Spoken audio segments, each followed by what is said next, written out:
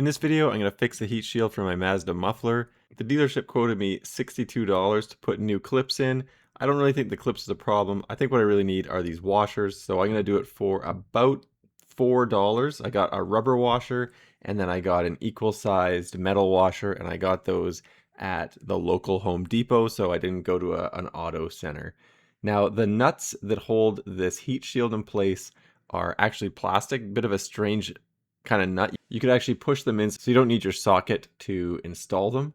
But the problem here is not that there's no nut, it's that the heat shield has sort of eroded around the nut.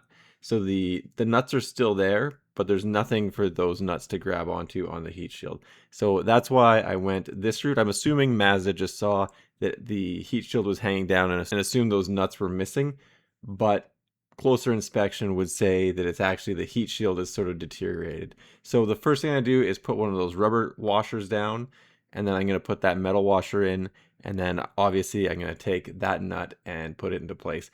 Like I said, you don't really need the socket to put this on, and in fact I just found it would just spin on there. It's more of a clip than a nut, although it is in the shape and spirit of a nut.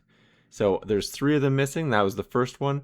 I won't show putting the other nuts on, but you got the idea. Rubber washer, metal washer, that'll prevent any rattle. And then the other thing I do is, just because the screw portion is a little bit rusty in there, I just take some shoe goo, any glue would probably work, and I just smear it up inside the nut, and that'll prevent those nuts from backing off, as well as the screw from getting further rusted in there. Anyway, super fast, super easy, didn't cost very much money, saved $62. Thanks for checking out my video. Don't forget to like and subscribe.